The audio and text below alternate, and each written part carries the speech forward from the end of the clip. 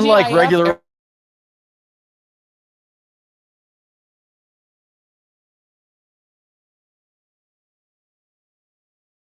We love that you guys are chatty. Happy Friday. It's a big TGIF. It's been a long week, right? It's been a long, newsy week. So we appreciate being able to be with you guys. It's always great to see you. And thank you all for tuning in and taking some time. You could have been anywhere right now, but you are right here with us, and we appreciate it. And we also want to thank everyone who has been very kind to shop in the store, the Joy Reid Shop. You know, we made it simple, the Joy Reid Shop. We thank everybody who did that. And just make sure that before you leave here tonight that you hit like, subscribe, and share, please. Don't be a lurker. 70% of people who watch YouTube shows tend to lurk and not subscribe, which is an interesting thing. And also hit that like button. Even if you are enjoying yourself in the chat and you're busy talking to your friends there in the chat, and we see a lot of frequent folks, people that we see all the time, people that we're used to. There's Lorena Taylor. Thank you very much. We got Kerosene Kara with a big heart. We appreciate all of that. If you see people that you know in there, including our super chatters, Nubian Queen, 6391, a big time super chatter. Thank you very much for being here. I just want to make sure that everybody out there knows that you should check your subscriptions, because sometimes you think you've already pressed subscribe and you haven't done it yet. So as Joyce would like to announce, please check your subscriptions, everybody. And if you are not subscribed, come on home. It's a great point. Thank you, Jason. Gloria Robinson, 16, with a cute little, she got a little cartoon me on her thing because she's a super chatter. So thank you all very much. So we appreciate everybody. Let's get to a few headlines right away, starting with the breaking news from about an hour ago. Big ups to our producer, Nida, who alerted me to this one, that friend of the show, Adelita Grijalva, we just call her Adelita, who waited 50 days to be sworn in as a congresswoman from her beloved state of Arizona, has become the latest lawmaker to be roughed up by ICE. She released a video about an hour ago announcing that she had been pepper sprayed in front of a restaurant that she frequents all the time for lunch, where ICE agents had showed up to begin kidnapping people. I'm going to show you guys some video. Jason's going to put up a few posts. Watch out, watch out. Hey, put it down. Put it down.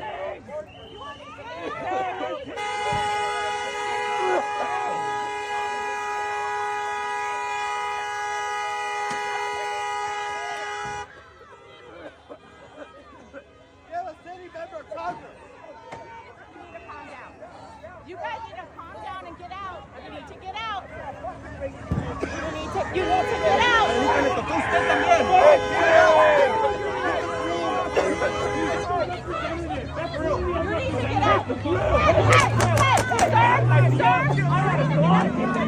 Get out of the way. Stop. You guys need to clear now. You should get out.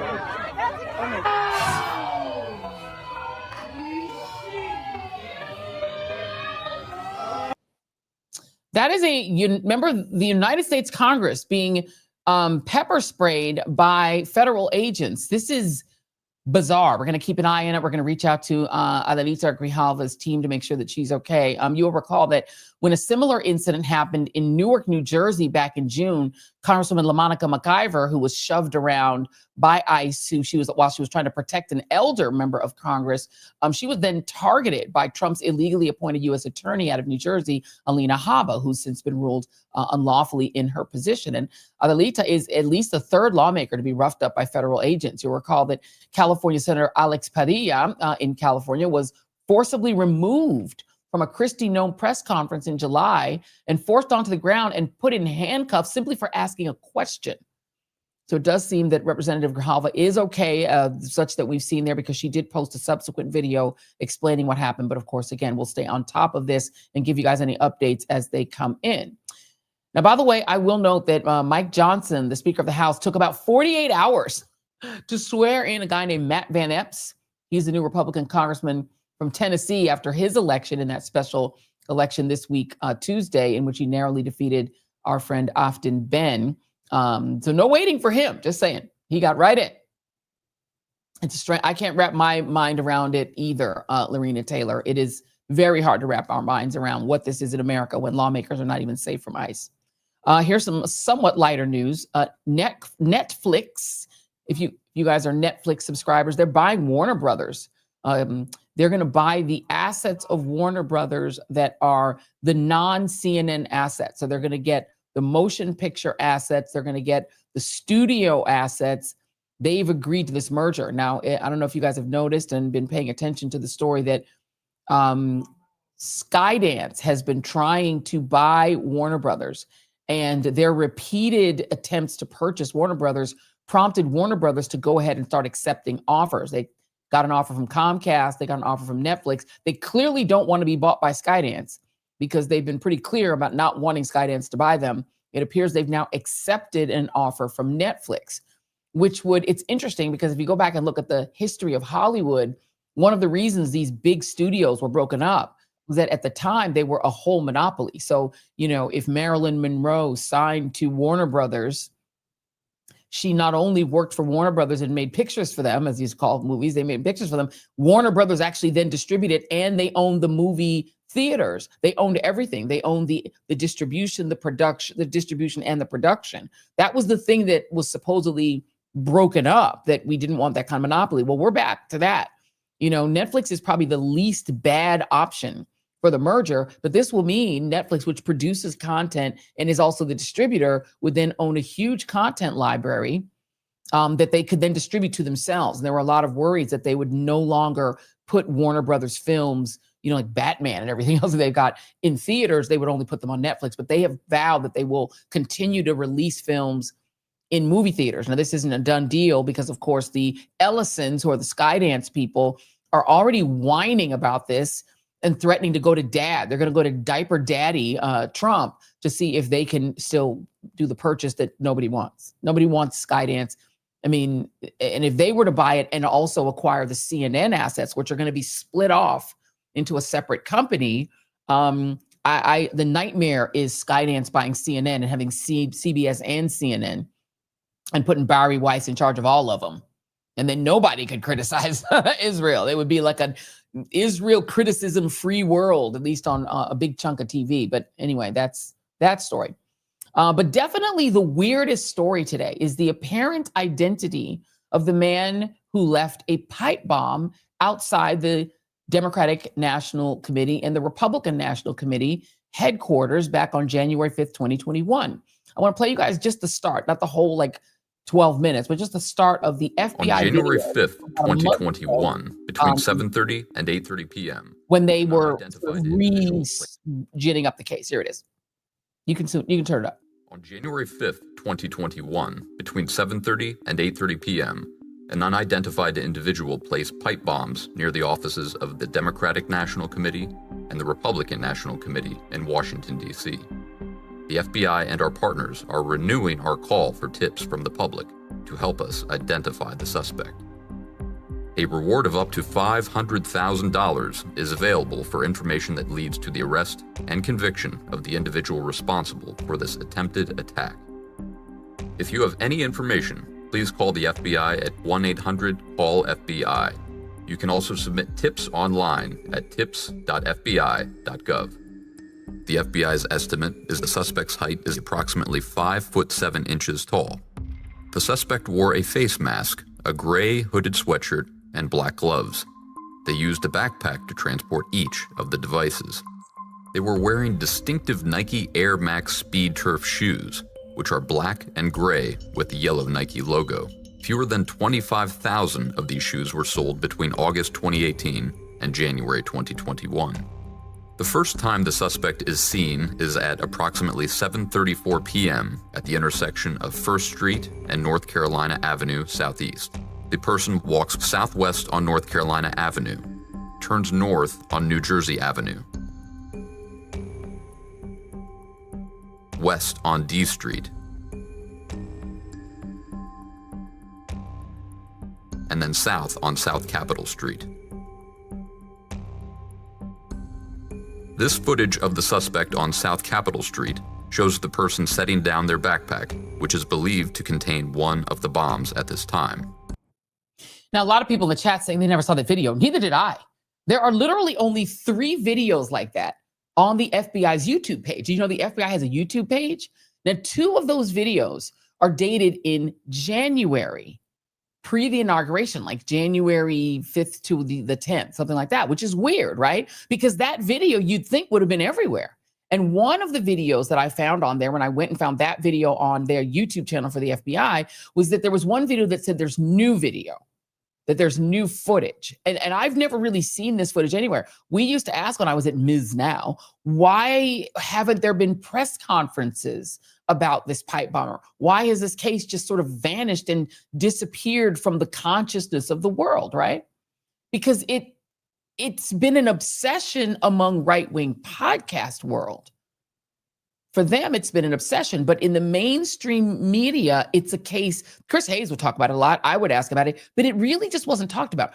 But in right-wing podcast world, it was an obsession, including Dan Bongino.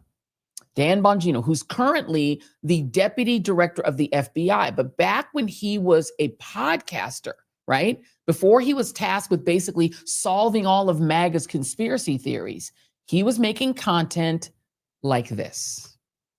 January 6th bomber case where a pipe bomb was planted at the DNC where Kamala Harris was on January 6th, and nobody in the media wants to talk about it. I told you when Donald Trump won, did I not? Go back and find the videos yourself, that there are going to be people in the FBI who are trying to protect their jobs. And they're going to start releasing information now about the bomber, which was an inside job, no question in my mind.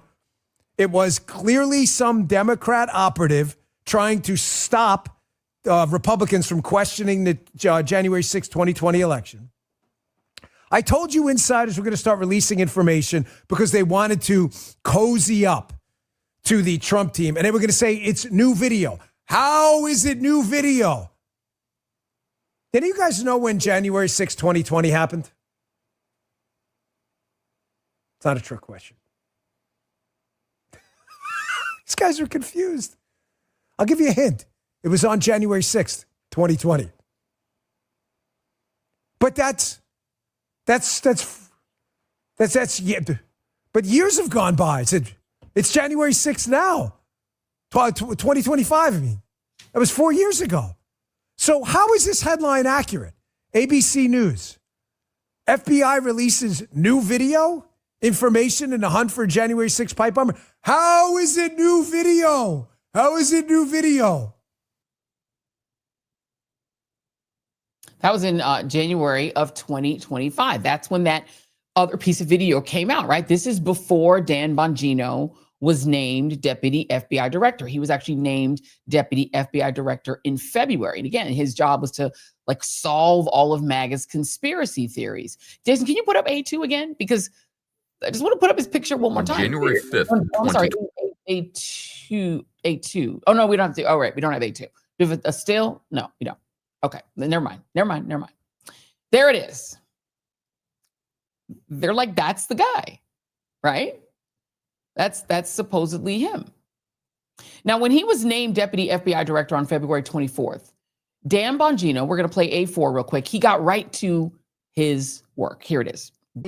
My first meeting, I swore in, and I kid you not, probably 15 minutes later, and the people who are in the meeting know, I said, when I get in there, I want a full brief on this pipe bomber case on day one. And I looked at the case agent after getting a full brief on what they'd done, and they had done a pretty extensive amount of work. They had chased down, I think, thousands of leads, 6,000 plus interviews had been conducted, hundreds of tips, and it still was relatively stale, the case. And I grabbed the case agent on the way out, and I said, you're going to get me this guy.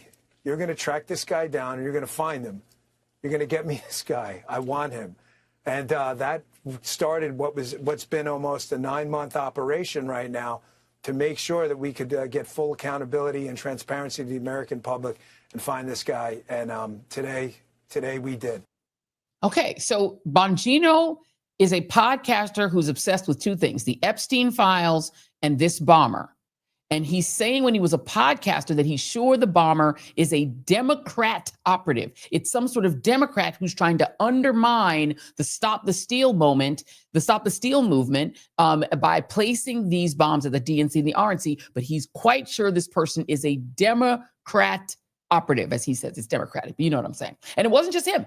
I want you now to listen to Trump's DC U.S. Attorney, Ed Martin.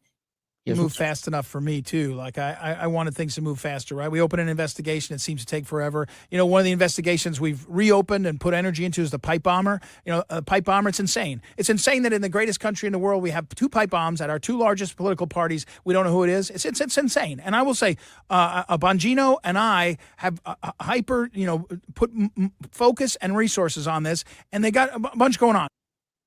Now, I don't disagree with him on that, honestly. Ed Martin is a Looney Tune in a lot of ways. He's threatened he's going to deport Mehdi Hassan. He said a lot of crazy things.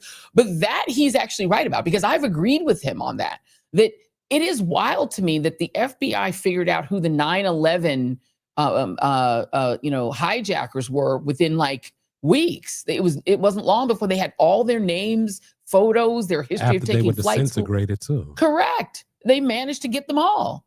But here in this case, 5 years later, it's like the case went dead and no one cared about it till all of a sudden, after the election, you suddenly see new video that emerges, right? 5 years later. And then 9 months later, now they're saying that they got the person. And here he is. This is who they're saying it is. And when everyone saw this photo, people went, wait a minute. This is the suspect? A black guy? This guy? I'm sorry. When I first saw it, I went, hey, what? I said, yeah, right. At first, when I saw it, I'm telling you, I was like, you got to be kidding me. Now, here's what we know about this young man. His name is Brian Cole Jr. He's 30 years old, and he worked for the family bail bonds company and sometimes drove DoorDash. But I can tell you just from doing some reporting before we got on air for some sources close to the situation, and this has also been told to the New York Post. Some other people have reported it, but I can also tell you I've done my own reporting on this, that he allegedly works in a clerical capacity for his family's bail bonds company. And this bail bonds company deals almost exclusively with cases regarding immigration. And he does like data input for them. And according to sources close to the situation, he is allegedly, I'm trying to think of the right word for it, sort of borderline autistic. He has been described by people close to the situation as naive, as gentle, as somebody who is, and I apologize for using this word a little slow. This is what sources are telling me. And that the family is not political. They are a bail bonds company. They are a company that deals with law enforcement, specifically immigration, right? That's literally kind of ironic, right? So I've been going through, the government has released its criminal complaint. Here it is. I've been going through it. It claims to have tracked him down through cell phone records and also through the very distinctive sneakers they're saying that the suspect had on. The New York Post reports that he lives in a single family house with his mother and other family members, in addition to working in that office in Northern Virginia. The complaint alleges that authorities pieced together forensic evidence in the case, including, as I said, cell phone records, allegedly putting this young man in the area of the attack, and material purchases similar to materials used in the pipe bombs, which they describe very specifically and in detail in this indictment, and a license plate reader on his car. A lot of it is very odd. This is somebody who the family describes as not political, has not talking about politics, as not being political, and also just not really being as a sort of computer nerd. Think kind of like a version of like what Elon Musk is like, just sort of a disconnect, but not on ketamine, you know what I mean? Sort of a computer nerd who's just very much a loner, who just works in the family business, sticks to himself, walks his dog, and is in no way violent and not political. I have heard from other sources that the father might be more Trump aligned or pro-Trump. But I want you guys to listen to what Kash Patel said, which I found remarkable during his press conference about the arrest. Thank you, General. When you attack American citizens when you attack our institutions of legislation, when you attack our nation's capital, you attack the very being of our way of life. And this FBI and this Department of Justice stand here to tell you that we will always refute it and combat it. We will provide the safest country the nation has ever seen under President Trump's leadership here. And that's what we did here today with great resolve. When you attack the country, you attack our very existence. Excuse me, how sway, Ash K? What are you talking about? Because last time I checked, y'all thought that these people who we're going to show you right now were patriots. Yeah.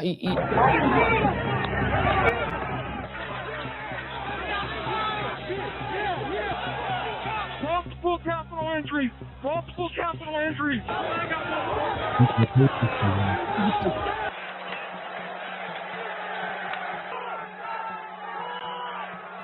So,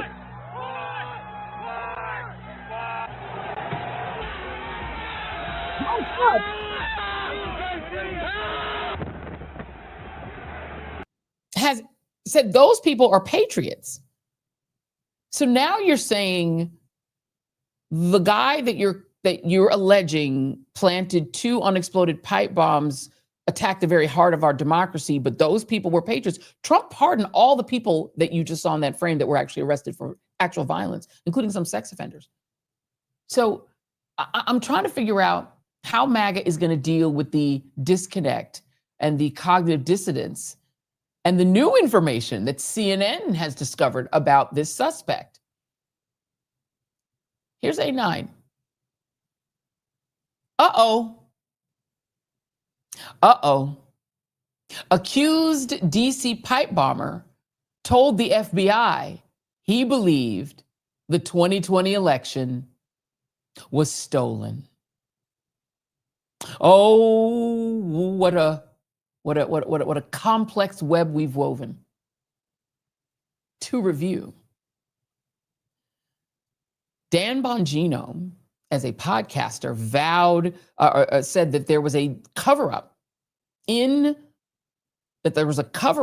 this pipe bomb case because there was a Democrat operative who really did it. And it was an inside job to try to stop Trump and try to stop his rightful attempts to overturn the election. And that there was a Democrat operative. That's what they said. Then he gets in and gets named deputy director of the FBI, supposedly because he and Cash, who was also a podcaster, obsessed with the same things, were going to uncover all the conspiracies that MAGA people believe. They believe that there was a conspiracy surrounding the Epstein files. They were going to uncover that. They believe that there was a Democratic conspiracy to suppress the identity of the pipe bomber, and that they were going to uncover the Democrat who was responsible for leaving those devices, which could have killed a lot of people had they exploded. But it turns out the man that they're now saying did it, allegedly did it, not because he was a Democratic operative, but because he, like all the rioters and insurrectionists, thought the election was stolen. Inconvenient for the right, inconvenient for Kash Patel, very inconvenient for Dan Bongino and company, because that's what they bought. But also not just inconvenient and odd, the whole thing is weird because, again, they're describing in this indictment a very sophisticated plot involving manufacturing these pipe bombs, procuring an entire long list of components used to create these pipe bombs. And then if you watch the entire FBI video, circumnavigating the district to place these pipe bombs in these very specific locations, the DNC and the RNC, doing this entire sophisticated plot, when the family says that this young man is anything but sophisticated. What did he buy these things with?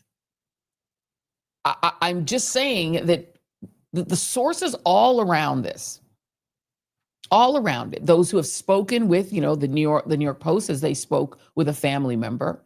I'm doing my own reporting, speaking to people close to this case. No one that anyone has spoken with has said anything other than that this young man is borderline autistic and is not a sophisticated player and is not a political person. Yet this is an allegation of a pretty sophisticated plot. Now, I'm not saying that this is it's not possible that this person put together this plot. I'm not saying it isn't possible. I'm just saying it's odd and it's worth doing more questioning because everyone involved is suspect. Very suspect. Does anybody else see it as suspect? Jason, does this make sense to you? I don't know. 9 months to somehow figure it out. We didn't see his face. We don't see his mask. I mean, what do they use to identify him? People saying that, I don't know. They got to give us more information. I'm not buying it. It's very difficult. So one of the things that I would love to ask, and some of the questions I'd love to see, I'm going to ask it, and I'd love other journalists to ask it is, did this person, these were supposedly products to create this pipe bomb that were procured from various Home Depots in Northern Virginia on or about the following dates: October 22nd, 2019, and March 10, June 20, July 8, and November 16, 2020. That's 5 years ago. Are you telling me the FBI in 5 years never tracked down those purchases? They had the actual pipe bombs. They were unexploded. These components have existed and have been in the hands of the FBI for 5 years. I'm not buying that. Why did no one go through and do this kind of tracking years ago? Why did it take 5 years? Because Biden's administration, as they're going to say, was sleeping on the job. Maybe they were, because I also question them. I don't have a great deal of faith in the previous administration. And I damn sure don't believe the Trump administration in 9 months found this out. This is another distraction. I personally think it's another distraction from Epstein. It's really curious to me that they, and as people are pointing out, that means he was 25 years old at the time. But it seems to me that this wouldn't have been a very difficult case to solve. So I don't understand why it took 5 years to come to these conclusions. And what I'm reading here is a pretty sophisticated plot, but also components that were all findable. This was found because of very specific sneakers that they said only about 22,000 pairs were sold in that year. So you can sort of cross tab who purchased those sneakers and then cross tab that. They seem to have a credit card that they can track to the purchases. It's just odd. That's all I'm saying. We're gonna stay on this, and it is a curious case. Very curious. I'll read just the end of this indictment. The FBI has analyzed Cole's purchase history associated with the accounts between January 2018 and January 2021. Cole made a total of 5 purchases within Washington, D.C. On or about, then they give the dates, approximately 3 weeks before the pipe bombs were placed. On or about December 14, 2020, Cole made a purchase at a restaurant located near 1st and D Street Southeast. The restaurant is located across the street from the entrance to Ramsey Court. I don't know. It says he has a car, a Nissan Sentra. It's just very interesting. I'm just going to leave it at that. Let's take a quick break to thank our sponsor. The Joy Reid Show is brought to you by the Freedom from Religion Foundation. Now, just listen. If there is one thing that this year has made abundantly clear, it's that we are literally in a battle for the soul of this country and our democracy. And as we approach Bill of Rights Day, which is on December 15, I just want you to think about something. What is the very first right that's listed? The one that kicks off the entire Bill of Rights? It would be the right to freedom from government-imposed religion. But right now, Christian nationalism is making a serious power play, a play for control of the country. They're making this play in the courts, in our classrooms, and yes, in our Capitol. It's trying to drag us backwards, rewrite the Constitution, and silence voices of reason. That is why I am proud to tell you about the Freedom from Religion Foundation, an organization that's been fortifying the wall between church and state since 1978, since the disco era. They will defend your right in the courtroom, on Capitol Hill, and in communities across the country, especially for those who are non-religious free thinkers or just who are people of faith but want to keep our faith out of our politics. And right now, between now and December 9th, which is literally the 6-month birthday of this show, the Freedom from Religion Foundation is offering 20% off secular merch. Yes, you can wear your values and raise your voice. And a bold offer, 2 new memberships for the price of 1. Become a member and give the gift of membership to a fellow free thinker. It is the perfect way to bring someone you love into the fight for freedom. These are not holiday stocking stuffers. These are tools for resistance. So if you want to get involved, visit ffrf.us/shop. or just text my name, Joy, to 511-511 by our show's birthday, December 9th. So claim the offer. Join the movement. Just text Joy to 511-511 or go to ffrf.us/shop or text Joy to 511-511. Super simple, because protecting the Constitution is not seasonal. It is essential. Message and data rates may apply. All right, I want you guys to check out this video from the Union of Southern Service Workers. In Southern labor history, December 5th, we remember the Montgomery Bus Boycott. The story of Rosa Parks is familiar to many. She refused to give up her seat on a racially segregated bus in Montgomery, Alabama. But Miss Parks' actions and arrest were just the beginning. In the days following Miss Parks' arrest, the Montgomery Bus Boycott kicked off in full force. Of the city's 50,000 Black residents, around 30 to 40,000 participated in this collective action. For the following 382 days, activists, workers, and community members formed the Montgomery Improvement Association, or MIA, to organize alternative transportation for Montgomery's Black community. The MIA organized a detailed carpool system that had 40 pickup locations across Montgomery where people could access free rides instead of using the racially segregated public bus system. But police repression, allied with white terrorism, attempted to break the MIA's boycott. The city even attempted to use an outdated law banning boycotts, sending 89 people to jail. Rising tensions nationwide and the outcome of Browder versus Gale, a Supreme Court case finding that Alabama segregation laws were illegal, eventually brought the boycott to an end 1 year later. We often love to remember heroes like Rosa Parks, but it takes more than one person to make change. Change comes from sustained and organized movements that stick together and exercise collective power. And we still have that power to win the changes necessary in our communities, workplaces, and beyond. It is indeed the 70th anniversary of the Montgomery Bus Boycott. What I would argue is the most successful boycott in history, other than the international boycott against apartheid South Africa.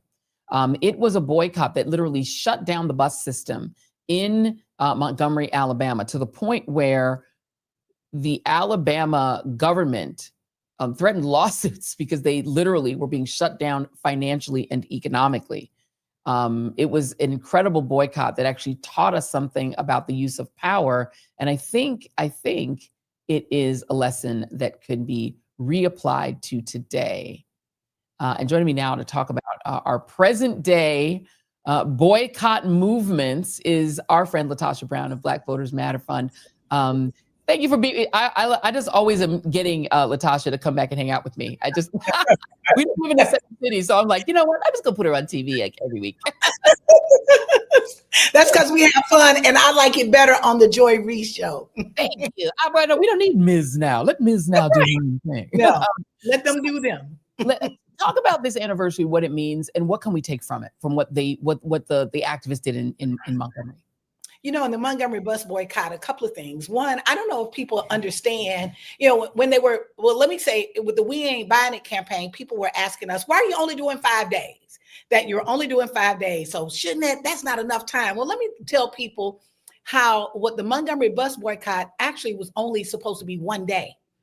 You're right. It was only a 1 day. And if you know the history and you read the history, it wasn't to ask for the desegregation of buses. That's not what happened, y'all. Really, what they were asking for Black people to be treated with dignity and respect. They had gotten tired. And then what had happened to Mrs. Parks, they felt like that was around attack on her humanity, right? At the end of the day, that she was disrespected and disregarded. And so part of what happened is that this 1 day, that was, quite frankly, there's some other facts that people may or may not know. We see the men as the face of the movement, but it was the women. Y'all, it was the women that were organizing. The women had started organizing. They had been organizing for over 10 months, not necessarily for this action, but they had been organizing the community. They went over to Alabama State University, ran the flyers off one of those old school mimeograph machines, right? And then went and passed them out. It was the women who were organizing. One, it was a 1 day action. Two, it was young folk who may or may not have done that work, people who may or may not done that work before. And then it was a community coming together. I'm saying that because I want us to understand, what have we learned in 70 years, Joy? You know, part of what we have learned I think in the 70 years is that collective actions work. We've got to stop saying, oh, boycotts don't work. They will work if people participate in them. Mm-hmm. Target has had a hit that, for all intents and purposes of what have been said, this boycott that has been led since the beginning of this year has driven the prices down for Target, where they've had to replace their CEO. Well, he went to the board, but they had to replace their CEO. Their stock value has gone down. Now they're coming out with some kind of gimmick saying that they're going to spend, I think, was it $1 billion, Joy? $1 billion to remodel to remodel the stores so that the stores look better. In addition to that, they had the first 100 people that were going to be in line on Black Friday, right? I don't even want to say I told you so. I don't even want to wish bad for nobody. But if y'all went in line and stood in line after you knew your community was standing in support, you deserve them Uno cards. I mean, that's all I'm saying. Before Jason, just put a before review if you would, please, because Target has become desperate. This is, Target just unleashed its most desperate plan yet to win back boycotting customers. Like, they're doing anything and everything to try to get people back. And I think that is actually one of the lessons of Montgomery, right? Is that in the end, the bus companies wanted the Black people back. At the end, the bus companies wanted the Black people back, but they also did. And I think that this is important to even see with Target. Target has done everything to do except get right with the very people who are boycotting, right? There's a list of demands. It's not like that they don't know what is needed. There's a list of demands that if they actually follow that, and all of those things it's not like they're unreasonable. Just like in the Montgomery Bus Boycott, to say that just treat us with dignity and respect, that wasn't unreasonable. But what happened, because people participated, they were able to have more power, build more power. And then really what wound up happening, it led to the desegregation of not only that bus, but desegregation around the country. And that's because people started and they built onto this movement. A one-day movement turned into 381 days. And so I'm saying that if these are folks who needed to go to work, they used those buses to get to work, to get to their families. They needed this transportation. But a couple of other things happened in this bus boycott too, that what folks don't talk about are the Black cab drivers. The Black cab drivers, like, they were saying today at the church, Black folks were Uber before there was an Uber, right? That we actually had created and took an opportunity, right, to really be able to support each other and build the infrastructure to support each other so that we wouldn't have to participate. So it's the same thing right now when we're talking about the Target boycott. It's not just about, and say Target is not the only one, but Target has to be an example that at the end of the day, you cannot exploit and exploit Black folks. Say that you are, oh yeah, we are down, we're diverse. I don't know if you remember, Joy, they're putting up all the little T-shirts and they had the little posters and they were down with diversity. No, you weren't. You use that as a marketing ploy, because had it been a principle, you would have stood on that. So part of what has happened just in this time, we've seen their stocks go down. They've had to change leadership. They're doing everything they can to keep from doing the right thing. And what we have to do is make an example of that company. So we send a message throughout. Black folks have 1.7, some say is 1.9, but I'm going to give the conservative number, $1.7 trillion in consumer spending. I'm not even talking about the others. I'm just saying in consumer spending, we have $1.7 trillion. That's a lot of power. Why are you not leveraging that power to put pressure and make these companies be accountable to not just only our communities, but the very same commitment that they claim that they supported in the first place? Absolutely. And just to go back just for one moment, because, just even throw a B2 and B3. So, people all talk about Rosa Parks. That is the famous picture of her being fingerprinted. But, I think you made an excellent point that it was not a one woman movement. And even before she refused to get up, which I will note, Emmett Till's assassination is what inspired her to, she was an activist. She wasn't just like a random lady who didn't want to get up. She was already a trained civil rights activist in the NAACP, but she was thinking about Emmett Till when she stood. But there was also Claudette Colvin, who does not get a lot of credit, but who was a darker complexion. She, I believe, had been pregnant. And so the men in the movement didn't see her as the perfect, she wasn't the perfect victim. So they decided against using her as the case they would take to court. They chose Rosa Parks instead. And you know, the irony around that is, and I knew Miss Covens, her sister, was like a mentor of mine with 21st Century Youth Leadership Movement. And so part of what I think is important, though, I think there's a lesson in that as well, that mighty rivers are filled drop by drop. There has to be a start. The truth of the matter is what Claudette Colvin did, right, laid the foundation and put seeds in the ground. So when that Mrs. Parks came along, right, that and the community was more organized and they could act and they respond to it, that it built upon each other. Sometimes it is these small acts of defiance, right, that actually will plant seeds in the ground. So a lot of times when we're looking at movements, we're looking for this big bang. That's not how movements happen, y'all. Even in Selma, in the Civil Rights Movement, the Voting Rights Act didn't pass till in the 60s. But if you know the story about Amelia Boynton, she was organizing in 1954 for a decade before that. So I'm saying that because I want people to really understand that when we are collectively doing work, just like we did with the campaign with We Ain't Buying It, that part of it, laying those seeds, it works. Don't believe the lie. Listen, I ain't buying these numbers they talking about. It is no way. I ain't buying these numbers. Y'all know they lying. At the end of the day, what they've said, this is what we know for sure. What we know for sure is foot traffic was down tremendously. What we know for sure is on Black Friday that they've lost $500 million.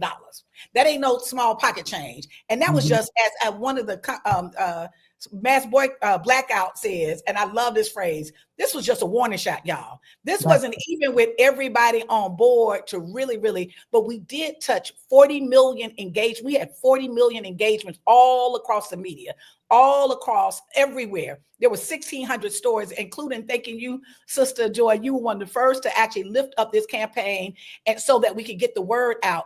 People were doing actions all over the nation. They were up on overpasses. They were in front of stores. My point is, actions work. Don't ever when you get to the point that you don't think that your actions work, then you have bought into this lie that in somehow what you do doesn't matter. If it didn't matter, right, why is there such this effort to actually paint a different story? These people are liars. They mad. This is our money. We got absolute power of choice. Is with your money. So we're saying hold your money and redirect your money. One of the good things that came out of the campaign, I do want to lift up, is that part of the campaign was really about how do we redirect our resources to Blacks and small local businesses, minority owned and women owned businesses. So one business I just want to do a shout out. I think you gave them a shout out to Lil Blue Cart. Lil Blue Cart on Black Friday that weekend had a 400% increase, y'all, in online sales. That's significant for a small organization. When you look at Blab, I know that you highlighted Blab, Joy, and he actually had said that he had a 25% increase in downloads. There are other businesses I can go in. This is a moment for us to be far more disciplined with our resources. We've got to stop supporting these platforms, these media platforms, that they're allowing people to lie and send us and feed us information that is not only hurtful and harmful, but to make us feel powerless. We've got to support platforms like yours, Joy. I am telling you, people need to, you ain't asking, I'm asking, people need to be supporting this show. Sign up and spend money to support this show. Your money, where you invest your money, right, really sends a message, not only to those folks, but to you, that is how institutions were built. Black institutions were built because Black folks invested in those institutions. And somehow now we got more money, more resources, more education, more time. We're investing less in Black institutions. And so I am hoping that this is a wake-up call, that this 70th anniversary, that we understand that convenience is the enemy to change. Part of what the folks did in the Montgomery Bus Boycott is that I'm quite sure it was way more convenient to jump on a bus than it was to walk 7 miles to work.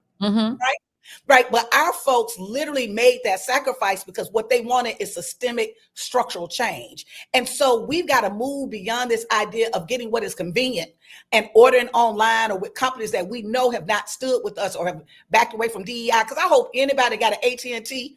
Just want to say, AT&T decided they are dropping DEI, everyone. Listen, let's give them a big old Christmas gift. Counsel them today. Their Christmas gift is you need to counsel them today. So in the spirit of that boycott, if those folks could walk 7 miles, right, you just cancel. And it's not like you don't have options. You got all kind of options. Now, some of them ain't as good, may not about the same level, but at the end of the day, I think it's important for us to send messages. If you come for our community, there are going to be consequences, and there are going to be economic and financial consequences. And beyond that, how do we direct our resources to small Black-owned, women-owned, minority businesses? For this Christmas season, I'm hoping that people at least, I'm calling it the 50-50 pledge, that you at least commit to spend 50%. I'm not even asking you all your money, right? But 50% of your spending that you spend with local Black-owned and women-owned businesses. Yeah, amen. And minority owned in general, because Home Depot is catching hell right now as well, because folks have targeted them because they have become the hotspot for ICE, and they are now desperate. This is the largest boycott action, and our friend Nalini Stamp was a big part of that they've ever seen. And Home Depot has felt very destabilized, and they're really not sure what to do about it, because these ICE arrests are so egregious. It's almost like hard to imagine that it's happening in America. Jason, if you could play B6, please, just so we could see one of the latest ones.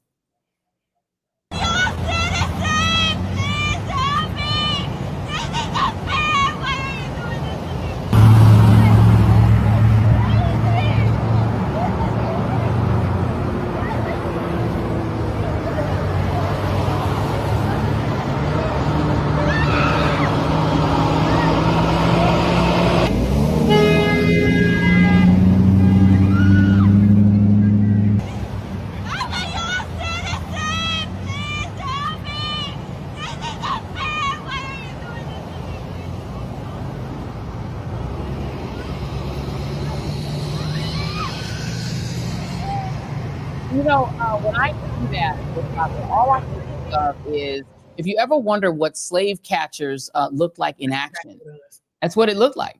That's what it was. And they're doing the same thing. And if we don't think that once that becomes normalized, they won't come for you or your children or your family members, you are sadly mistaken. There's nothing that's going to say that woman actually was a U.S. citizen. And she actually looks white, right? They came up to her and asked her for her ID, and she didn't have her ID, and that's how they treated her. Indiscriminately, they treated her that way. So you think that they won't treat you that way? And so what we got to do is we've got to send a message. We ain't buying it, and I don't mean just about consumer stuff. We're not.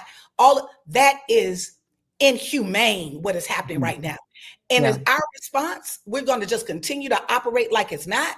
Like it's okay. Home Depot, like it's normal. I would love for there to be a small, let's bring back mom and pop hardware store. Remember back in the day, you used to go in like there was a great little hardware store in Brooklyn that shut down because of companies like Home Depot that drove them out of business because they have scale. Let's start to patronize these little, small, local, there's got to be little hardware stores. You can go, you don't have to go in Home Depot. You can get plants, Christmas stuff somewhere else. Please, y'all, don't shop in there. If they're allowing that, and that didn't even happen at Home Depot, but until they change their behavior, this is going to continue. It's repulsive. I want to also ask you, while I have you here, I'm going to take full advantage of your presence. The Supreme Court has now upheld those egregious racist Texas maps. You are in the business, Black Voters Matters in the business of getting folks to vote and empowering people in terms of elections. What would you advise people in Texas? Because they've specifically targeted Black representation, cut it in half with these new maps. And they've also targeted Latino representation, but really it's mainly an anti-Black move. Right, we're going to have to strategize on ways. There needs to be a mass meeting in Texas every day. And they have some phenomenal leaders. When I think of Sister Jasmine Crockett, when I think of Reverend Freddie Haynes, y'all got some kick behind folks that in that. You've got to organize your power in such a way that we've got to resist this. We cannot accept that. Abbott has to go. The Senate seat that's coming up next year, there has to be consequences. So one of the things that has to happen, I think there are a couple of things. One, we've got to really make sure that we're continuing, and there are groups that are continuing to fight on the ground and organize on the ground. We've got to be ungovernable. right? Two, we've got to make sure that the next elections, that there are consequences in every single election, that we send a message loud and clear. So next year in all the elections, and what's interesting is in Texas, when you look under the age of 18, the state of Texas is actually majority of Black and brown children, like young people. That's part of why you're seeing this power grab, because they know that they can't hold on to that. The second thing, though, there are businesses that are located in, that's where the economic part comes. Businesses that are located and based in Texas, they got to feel it too. Sometimes folks don't understand any kind of talk but green. They don't understand anything about of anything about justice, but you start messing with their money, they pay attention differently. We've got to actually go nuclear on politically, economically, culturally. I'm hoping that those athletes in Texas, since it's a big athlete state, why are y'all playing with these white schools and these that are supported by these boosters that are doing this egregious thing and supporting against your disenfranchisement? Walk off some of those basketball and football fields, go play for HBCU and see how much it changes. We've got to actually do something very different. We can't continue and act like it is okay while our power is being taken from us. You cannot keep continuing to pull from our intellectual property. You cannot continue to pull from our labor. There has to be consequences. And I'm a part of groups that are really organizing right now. You ain't seen, this is not the last word. This is not a final word. We've got to, if you are not a member of an organization, please join the organization. When I think about the Texas Organizing Project, when I think of some of the groups that are in Texas, they are fighting. ACLU, they are fighting. We have to fund and support. There's something that you can do, because this fight isn't just about Texas, it's about you as well. We have got to support the fight that's happening in Texas, because what we're going to see is we're going to see that same kind of piece manufacture itself and try to replicate all across this nation. Yeah, and by the way, shouts out to Representative Al Green. That is one of the seats that they're targeting. And Representative Al Green, yes. Representative Al Green. Shouts out to our friend Jolanda Jones, who let us know what was happening in advance and warned us about it. And the worst case scenario that she warned us about is actually happening. All right, last question to you, my friend. This birthright citizenship case that's about to go before the Supreme Court. You know, there's been a lot of people who I tend to catastrophize. I think the worst so that I can be pleasantly surprised. So I just assume that they're going to accept Donald Trump's case against birthright citizenship. I'm very pessimistic about it. I don't trust the right-wing majority on the court. Are you as pessimistic as I am? And if, in fact, they rule that essentially the president of the United States can determine whether you're a citizen, because again, birthright citizenship was about enslaved people. It was about saying that formerly enslaved people are now citizens. If they overturn that, what does that mean? You know, a couple of things. It's interesting because I wonder what does that mean for his wife? But that's a whole other story. I'll go on that. Well, you know, she has a genius visa, don't you know? She has a genius visa. That's right. Yeah. I think that at some point we are seeing the Supreme Court. You cannot continue to see institutions as legitimate that try to delegitimize your humanity and your rights. If the Supreme Court, and I'm like you, I don't think that is about being pessimistic. I think it's about being realistic around what we're seeing. We are seeing the court has been captured and corrupted. It has literally found itself shifting to the right. You know, I know Eli talks about this all the time, that on some level, as we're going to have to, regardless of the outcome, we've got to have court reform, and we're going to have to really think differently around the Supreme Court. It is going to have to be expanded. We're not going to be able to continue under this guise when it's been captured and corrupted by this president. And so we've got to see it also as an extension of that. One of the things that I say, instead of us continuing just to see ourselves as citizens, we're going to have to start seeing ourselves as founders of a new nation. Like, what do founders think about? Like when the founders, when they give the story, the nice little story about the founders of this nation, it was precisely from these same set of circumstances, right? So if that is the case, then how are we seeing ourselves as founders? What systems do we want to see? People have power. It's just a matter of us organizing ourselves. And we're going to have to organize ourselves multi-generationally, multiracially. But at the end of the day, these institutions, we're seeing how they're capitulating to Trump. So would not be surprised at all. But we're going to have to do something. I saw one of your viewers say, like, we're going to have to do extreme measures. Like, we're going to have to do a general strike. We're going to have to really move our money, we're going to have to pass out the pain. We're not going to just experience the pain ourselves. We got to spread out the pain. We start shutting down these companies. We start disrupting folks' money. Things are going to be different.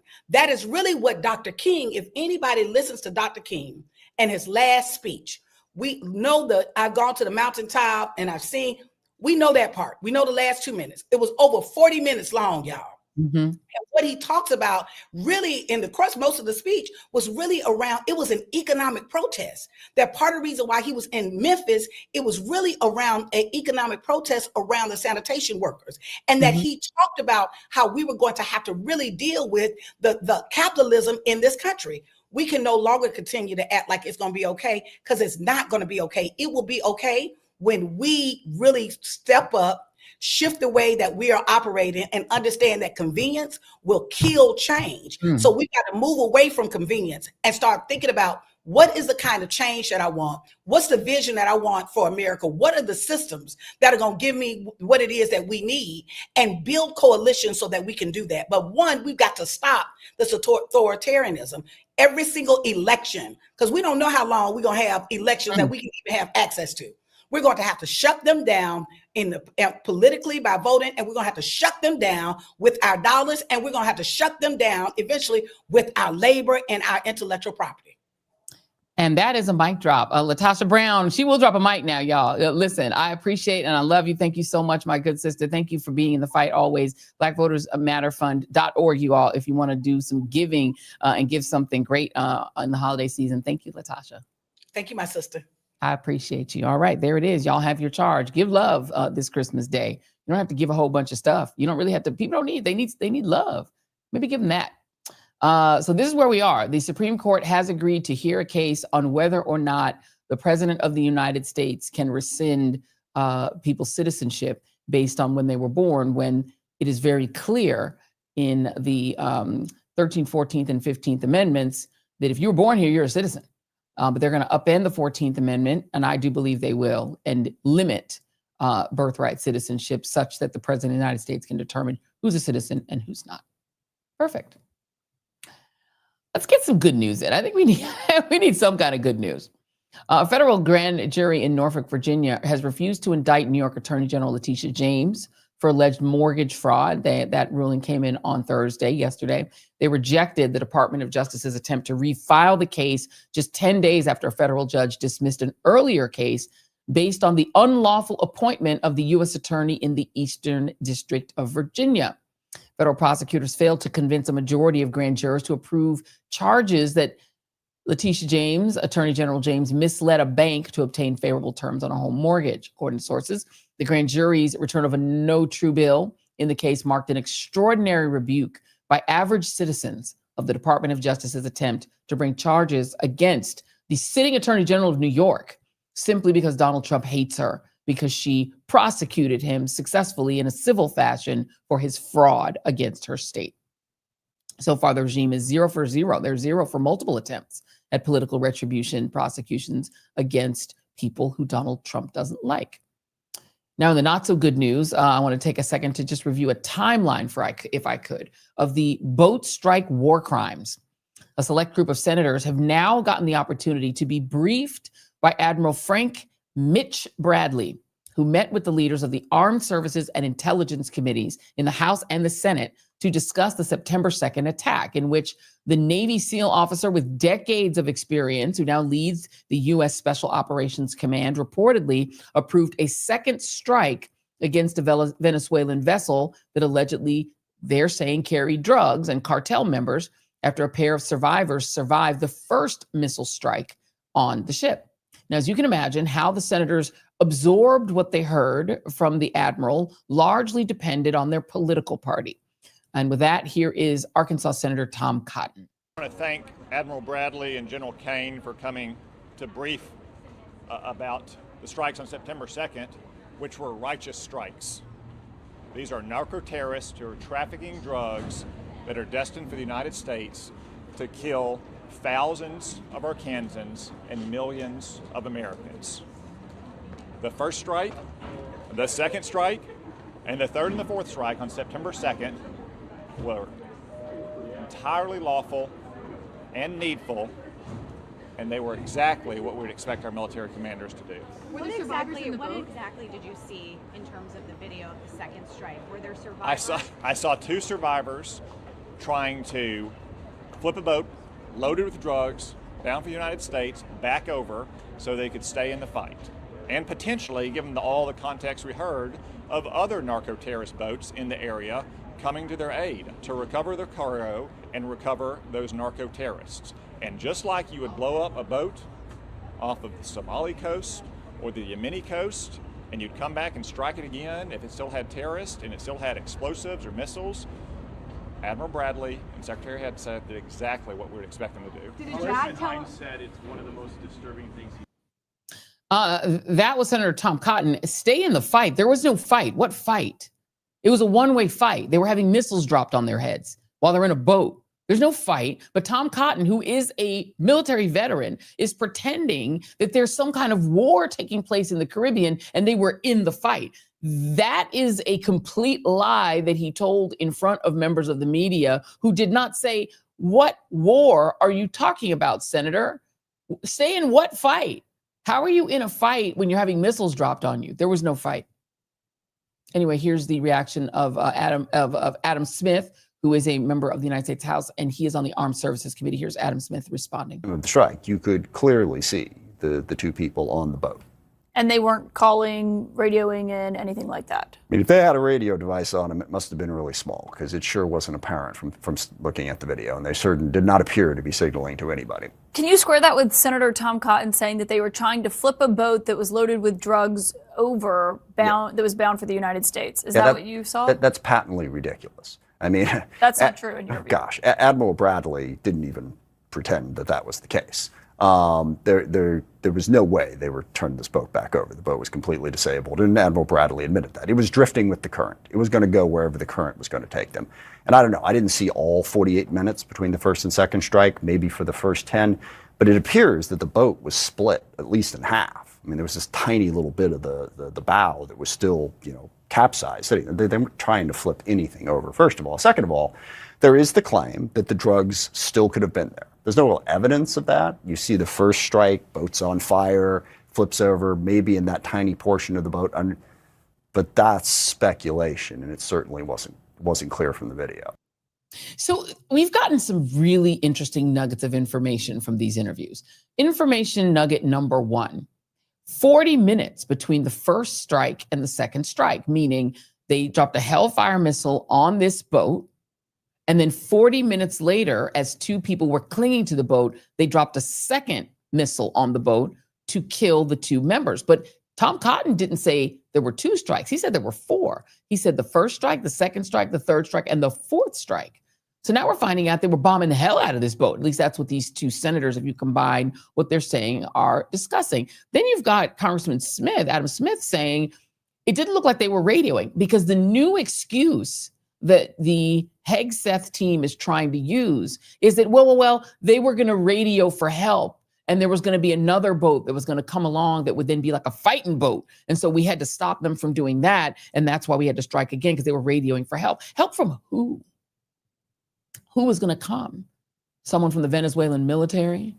Because another fishing boat coming up wouldn't make it any more legal in order to do that. And if they were radioing, yeah, I'm sure they would have been radioing for help if they had radios, but it doesn't sound like they did. It sounds like they were just clinging to the hull of half a ship after we bombed it. The whole thing is extremely sketchy. I now want you to listen to a senator who was not invited to those briefings, namely Republican Senator Rand Paul, the great state of Kentucky, who honestly, despite our very different politics, has kept it the most real on this issue of anyone else. Here's what he said yesterday. Seen any evidence that there were survivors on these boats, on this particular boat? Have you seen any evidence that there were survivors? What intelligence have you seen? I've been offered no briefings, and I think that's purposeful because I've been skeptical of this. So no briefings have been offered to me. We are asking for them. We are supportive of the Armed Services Committee looking into this, but this has been very selective in briefings that have been given to people, primarily given to people who are already apologists for the administration. And do you have confidence in the Defense Secretary at this point? I'm very, very concerned about an order that would say kill them all, kill them, you know, after they've already been wounded, after they're drifting apart. But for some people, this is distinctly different, the second strike. I think both strikes are actually illegal. I don't think you can just name people and say, well, they've got drugs, well, where's the proof? That's an allegation. And these people are 2,000 miles away. People don't realize these outboard boats have no capability of reaching America. It take them like 20 stops to refuel to get up here. In all likelihood, none of these boats are coming to America. It's a completely made up and false sense that, oh, we're at war, we can do whatever we want, but if Congress wants to vote on it, no, we're not at war. So they're at war if they can do whatever they want with no oversight. But if Congress were to get involved with oversight, it's not a real war, it's just a war where we name people who we don't like, we call them terrorists, and then we kill them, and then if we see them floating around in the ocean, we then re-bomb them. It's a crazy situation. Amen, Rand Paul. He is absolutely not wrong. We're not at war. I mean, I did a TikTok on this. I was just so incensed about it. I just sitting in my car, I was like, we are not at war with Venezuela yet. I mean, Donald Trump is planning, I guess, to go to war and wag the dog. So we will ignore the Epstein files and go to war to dethrone Maduro. Oh, we're doing regime change again. Great. And he plans to do that, apparently, to hand Venezuela's oil over to his friends in the oil companies. But we're not there yet. There is no war against Venezuela, declared or undeclared. Congress has not declared war against them. And you know what? This isn't even Venezuela. This is actually in international waters, not close to the United States. If you've seen a map, Venezuela's not close to us. As he said, it's over thousands of miles away. It's like 2,000 miles from here. It's like on the hub of South America. This is not right off the coast of Miami. These people were so far from the United States in that little boat. As he said, they would have had to stop like 10 times before they could get anywhere close to the United States. And number three, we're not at war with fishing boats. Have you ever heard of being at war with fishing boats? So we're at war. Let's say they were drug boats. Let's say they were chock full of drugs. Let's say they were chock full of enough drugs to give an ounce of fentanyl to every man, woman, and child in America. We're still not at war with that. We're not at war. The war on drugs doesn't mean you actually bomb people who are bringing drugs to the United States. And number four, what Rand Paul has said before, and I think he would have said it again if he'd been asked, fentanyl doesn't come from Venezuela. It's not where that comes from. If you want to do a war on fentanyl, you might want to look at the U.S. drug companies. The funny thing is they should just use a U.S. Coast Guard. If it was a regular time, U.S. Coast Guards, they'll be their job to get the drugs, correct, not our military. It's literally their job. Just saying. They interdict those drug boats. The Coast Guard does it. You're absolutely right. And they would do that close to the United States. This wasn't close to the United States. This was close to Guyana, where my people are from.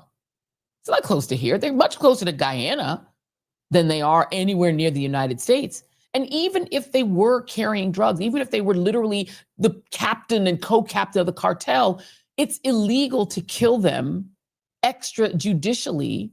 You can't just kill people. I know Bibi Netanyahu has set the example that you can bomb whoever you want in any country you want, blow up their pagers, do whatever you want, murder people in Iran, and then go murder some people in Yemen and do whatever you want. And it's YOLO for Bibi.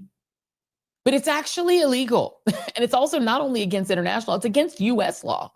So Rand Paul is 100% right. You can't just say, I don't like this group of people, therefore I declare them to be a terrorist, therefore I'm going to say we're at war with them without Congress declaring war, and now I'm going to kill them. And if they survive my attempt to kill them, I'm going to bomb the crap out of them so that I know that they're dead. And the way that we know that this is bullshit, the real evidence that it's bullshit, is that when they have bombed these ships, we have like a little timeline. Well, let me go back. I'm going to get to that in a second. Let me go back. Let me just go back. Because the fact is we're not at war, okay? And the timeline on everything that Trump and Hegseth are doing for that reason is really off key.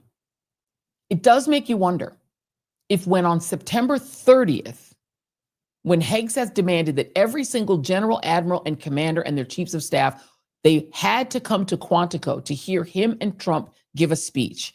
It makes you wonder why they did that, right? Let's recall what he said during that speech. This is C4. Fight to win.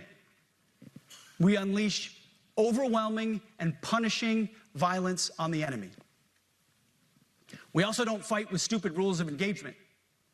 We untie the hands of our warfighters to intimidate, demoralize, hunt, and kill the enemies of our country. No more politically correct and overbearing rules of engagement. Just common sense, maximum lethality, and authority for warfighters. That's all I ever wanted as a platoon leader. And it's all my E6 squad leaders ever wanted, back to that E6 rule. We let our leaders fight their formations, and then we have their back. It's very simple, yet incredibly powerful. That's not even what he's done, right? The admiral, the Navy SEAL who committed this alleged and likely war crime is getting dragged under the bus. He doesn't have it. They're saying verbally they have his back, but who went and testified before those selected members of the United States House and Senate? The admiral and General Raisin Kane, not Hegseth. And yet he is the one who released the rules of engagement from any contact with the Geneva Conventions. Now that speech was 30 days after, about 30 days after the first strike on September 2nd. I made a little timeline. I just did a screen grab of all of the strikes. This is C5, if Jason could load that up. So here it is, Insight Crime. Thank you very much, Insight Crime. If you just look at the timeline of it, right?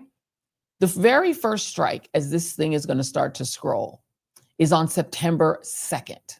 There have been 22 strikes so far, 87 killed. So September 2nd. Then we do another on September 15. Then we do another on September 16, killing another person. September 19th, we kill 3 more. October 3rd, we kill 4 more. October 14th, we kill 6 more. 16th, we kill 2 more. October 17th, we kill 3 more. October 21st, we killed 2 more. October 22nd, 3 more. October 24th, 6 more. October 27th, 15 more. October 29th, 4 more. November 1st, 3 more. November 4th, 2 more. November 6th, 3 more. November 9th, 6 more. November 10th, 4 more. November 15th, 3 more. Then December 4th, the last strike that we know of, 4 more killed. So the killing is serial in nature. And it happens before and after that speech in which Pete Hegseth specifically, in addition to ranting about beardos and saying every woman has to meet male standards and, no more political correctness, no more toxic masculinity issues, everybody toxic can stay. But he also, I think the most important thing he said in that speech is we're changing the rules of engagement to take the lawyers out. Said that on September, and then on September 2nd, on September 2nd, they had already done it. Now, September 2nd was the first strike, right? On September 5th, 3 days after that first strike, Hegseth and Trump gather in the Oval Office to make that announcement that they're renaming the Department of Defense back to being the pre-World War II Department of War, which is when Hegseth does his now infamous, 16 bars about lethality, not legality. That was 3 days after the first strike. They suddenly want to go back to the pre-World War II era. Then fast forward to October 16th. In the middle of all these strikes, we learned that Admiral Halsey, the Black Navy admiral, announced that he's going to resign as the head of the Southern Command, which we now have new reporting was not voluntary. And that allegedly he was actually forced out. Reading a little bit of the Independent's reporting, Defense Secretary Pete Hegseth asked a top Navy admiral to step down after the military chief expressed concern about the murky legality of the lethal strikes on alleged drug boats in the Caribbean, according to a report. The shock departure of Admiral Alvin Halsey, 1 year into his tenure as head of the U.S. Southern Command, which oversees military operations in the Caribbean, was announced by Hegseth on October 16. It followed months of discord between the pair that intensified in the summer when the Trump administration began bombing the alleged drug boats. They really meant the fall, according to the Wall Street Journal, citing 2 Pentagon officials and former officials. You're either on the team or you're not, Hegseth reportedly told the 60-year-old Halsey during a meeting this year. When you get an order, you move out fast and don't ask questions. Lawmakers and experts told the newspaper that asking the 4-star military chief to stand aside during an escalating military operation was an extraordinary move. The Independent has contacted the Pentagon for comment. It comes as Hegseth has been accused of war crimes over his handling of the deadly strikes, which have so far killed more than 80 people as tensions between the U.S. and Venezuela rise.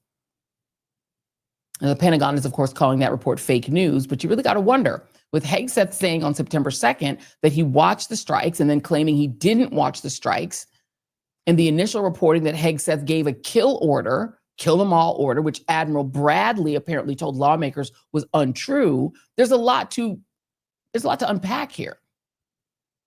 And then, as folks in the chat have pointed out, there's also the fact that if we're in this war on drugs, why did they then pardon the former president of Honduras, who's a major drug dealer? He and his brother were running a major drug operation out of their version of the White House. And Donald Trump just released him from prison and let him go and said it's because it was a fake prosecution by the Biden administration. So it's not about drugs. And even if it was about drugs, it's illegal to kill these people. And where's the evidence that any of these people were drug dealers in the first place?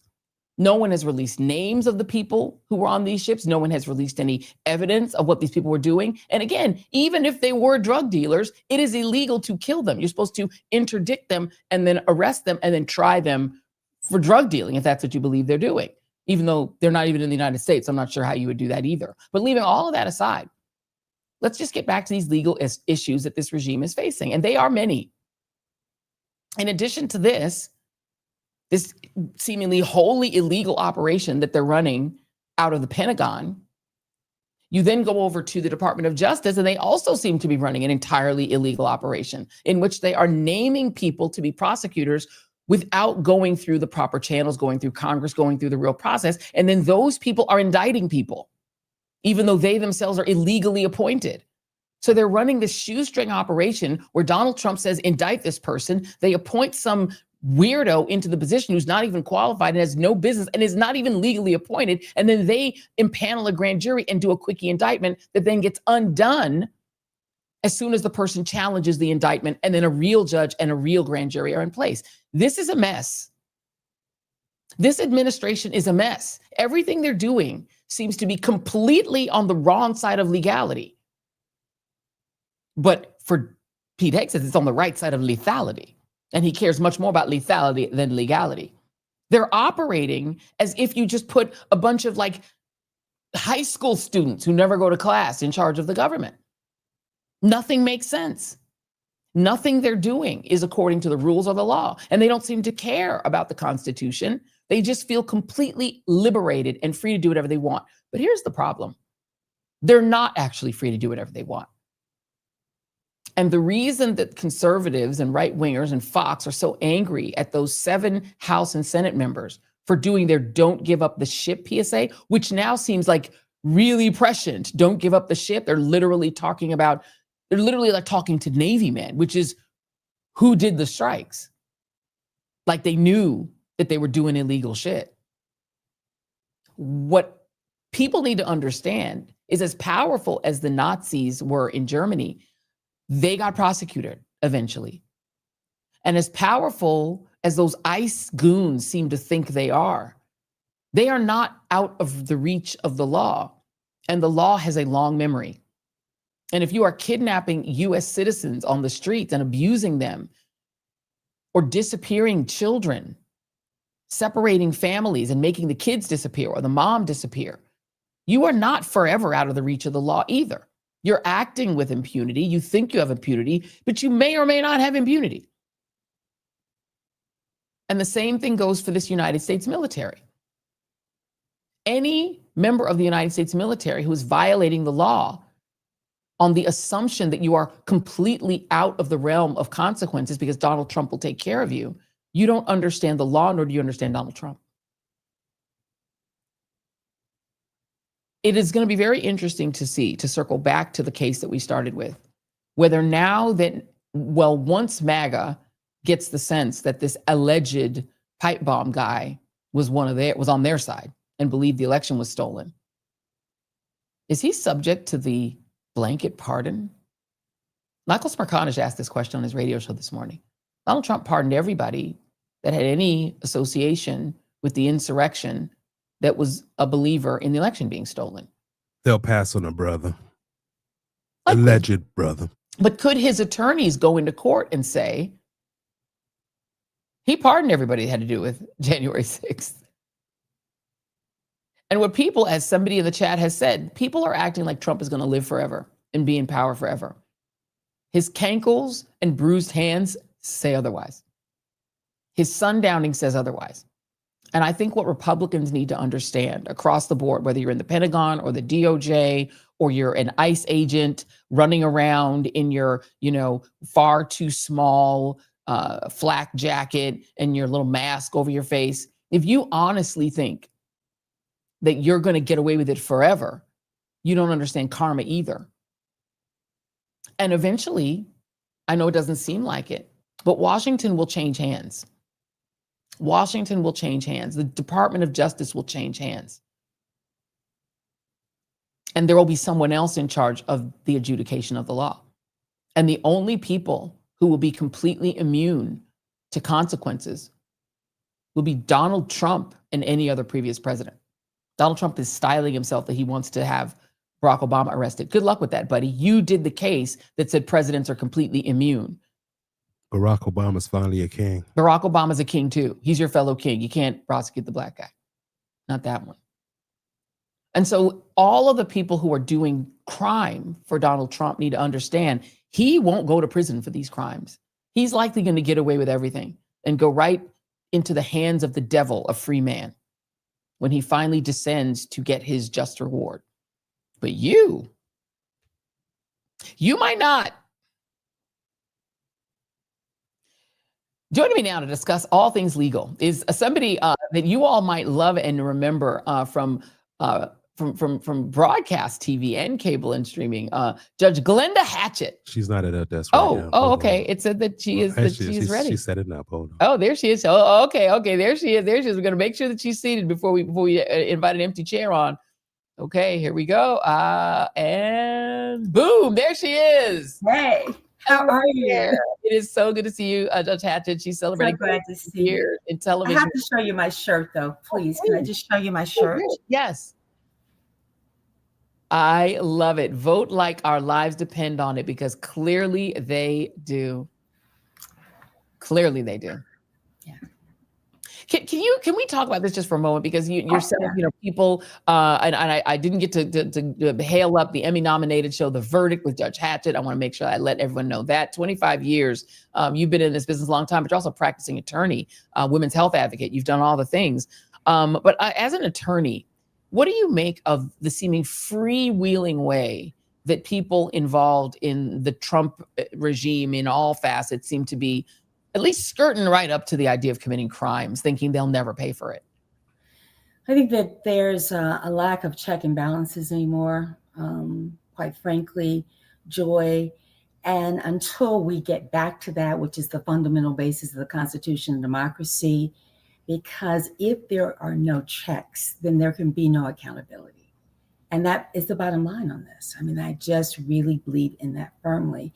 And I'm concerned. I really am concerned about where we are, particularly because I pride myself on being a student of civil rights history in this country, having grown up in the Deep South and being old enough to remember certain things and to see what is happening, not just on that front, but on so many levels that we talk about the rule of law, that there has to be some guardrail here. There has to be, or we will not know a country that we thought would never change. Well, let's go through. I want to go through some of these things sort of one by one.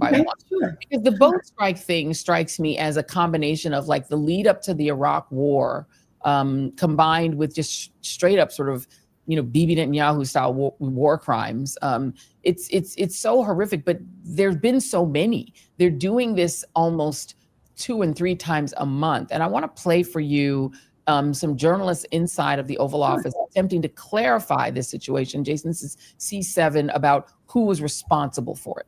Clarify something that you had said on Sunday regarding the boats near Venezuela. You had said that you didn't know if the second strike on that one boat had happened, but you wouldn't have wanted it. Now that your administration has acknowledged that it happened, do you support that second strike? And Mr. Secretary, I want to clarify something you had said in an interview back in September, I believe on Fox News. You said that you had watched that strike live on television. In real time, did you know that there were survivors after the initial strike? Well, look, all I know is this. Every boat that you see get blown up, we save 25,000 on average lives. 25,000 lives. They've been sending enough of this horrible fentanyl and other things like cocaine and other things, but fentanyl right now is the leader of the pack, to kill our entire nation. Because a little speck on the head of a pin can kill somebody. It's very dangerous stuff. I know so many people where their sons were drug addicts. They had one little sample, and they died. They died. They couldn't believe it. As far as the attack is concerned, I still haven't gotten a lot of information because I rely on Pete.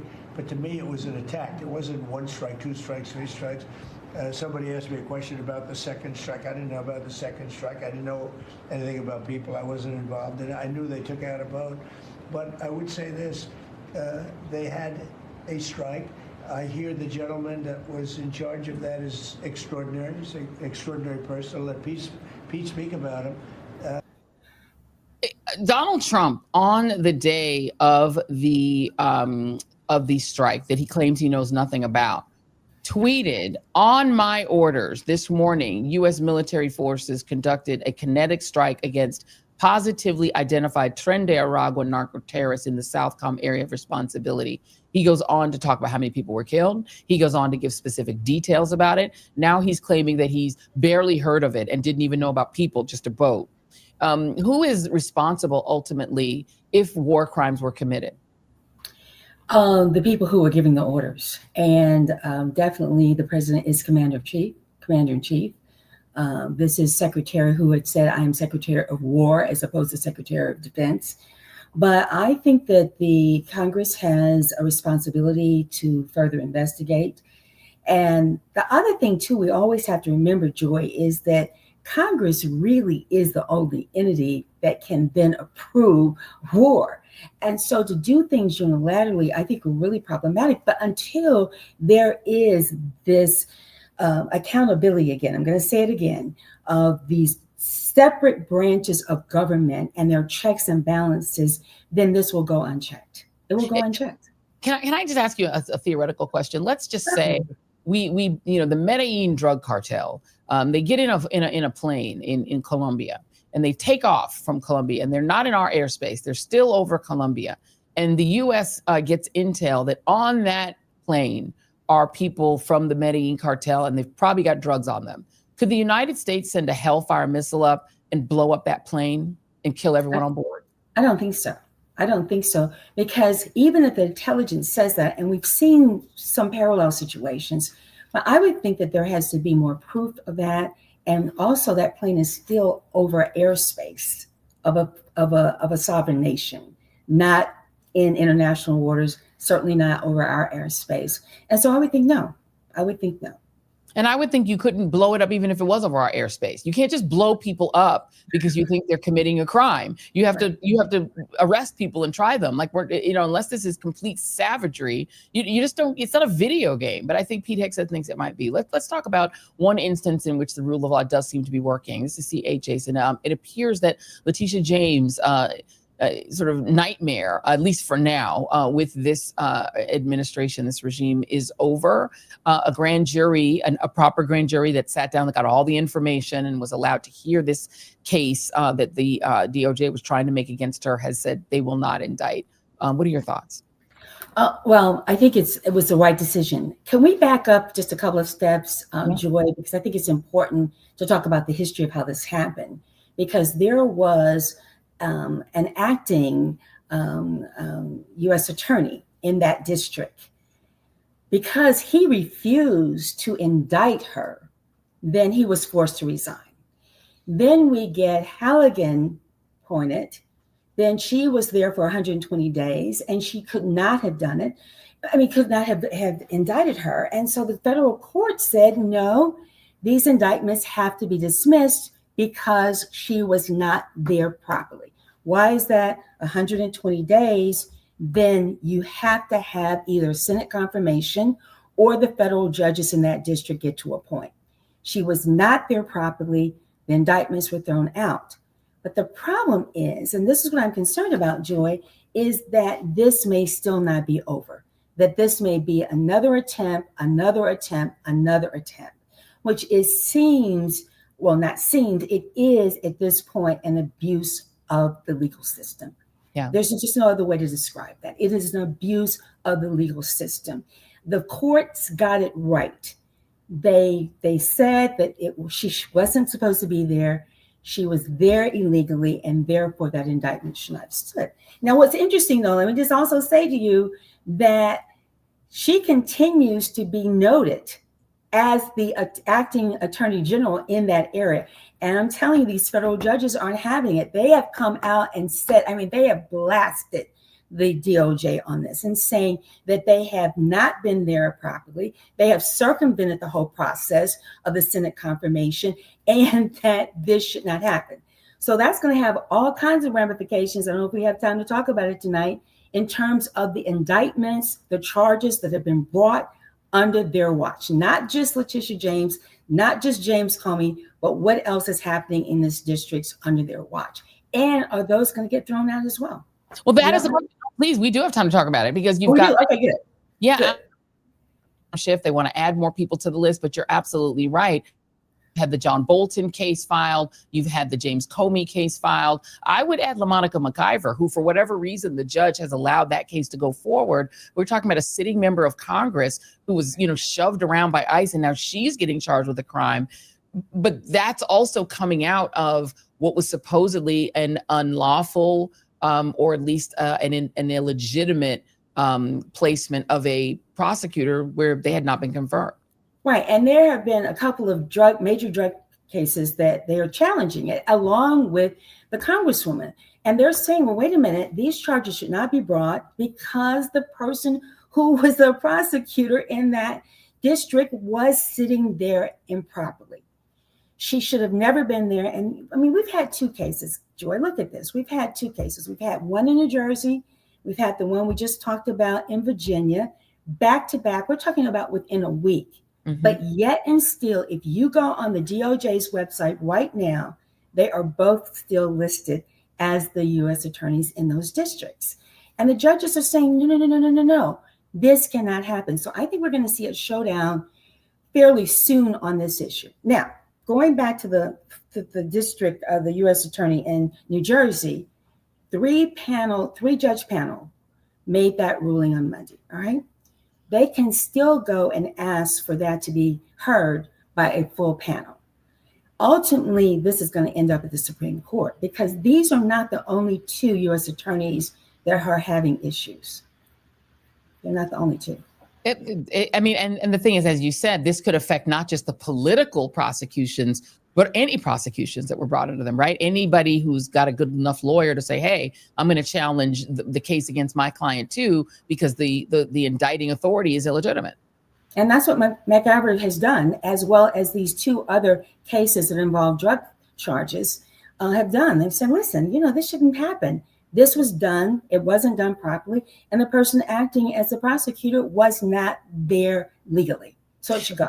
Let me ask you to go back to the case that we started with. And this is a very, very strange case. And this is a young man who sources close to the situation say is, borderline autistic, is a loner, is a sort of computer nerd, was not a violent person, has now been indicted and said to have been the person who left pipe bombs in front of the DNC and the RNC.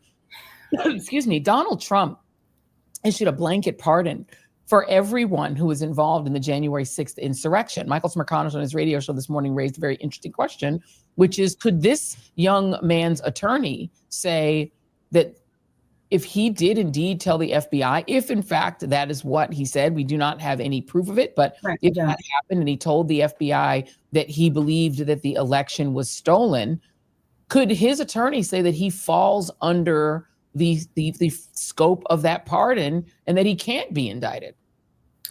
I think so. I mean, that was such a broad-based pardon with no specificity. If you were involved in January 6th and you fell under that purview, I would think that the lawyer could certainly argue that, Joy. It'll be interesting to see if they raise that. Because if he is then not covered by that, then the question is, why was he the exception? Why was he the exception?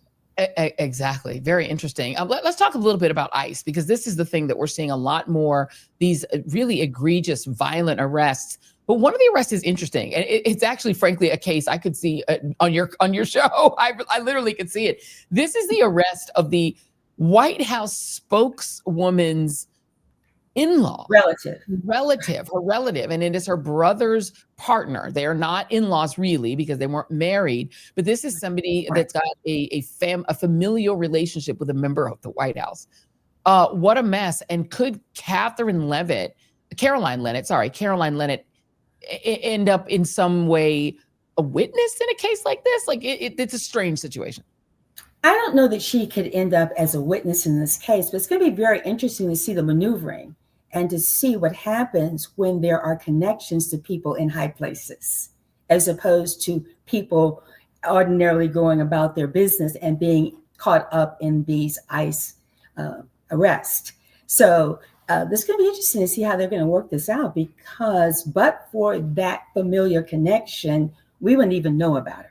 Yeah. I mean, let's just call it like it is. We wouldn't even know about this case. Indeed. But the people who are being arrested, who are actually citizens, if you are effectively kidnapped, I mean, these are people screaming in the streets. It looks like a kidnapping. Someone with a mask comes up to them, grabs them, throws them in the back of a car. They're screaming for help. People are honking their horns. These look like kidnappings. It looks like slave catchers, to be honest with you. Is what it looks like to me. If you then turn out to be a citizen and they release you, can you sue? You can sue, but then there's going to be the whole thing about immunity and government immunity and all of this, and that they thought that they were correct. But let me tell you, the underlying piece of this goes back to the Supreme Court decision that then said, based on your language and your color, that they could then do that. And I'm like, how did we get to a place in this country where you could be detained based on your language and your color? Joy, that means you, that means me, color, right? And so to have, I'm getting a little emotional about this, to have that kind of Supreme Court decision that would use that language, this is not something I'm paraphrasing, that language as justification to do these sweeps, I think goes beyond the pale of what the Constitution requires.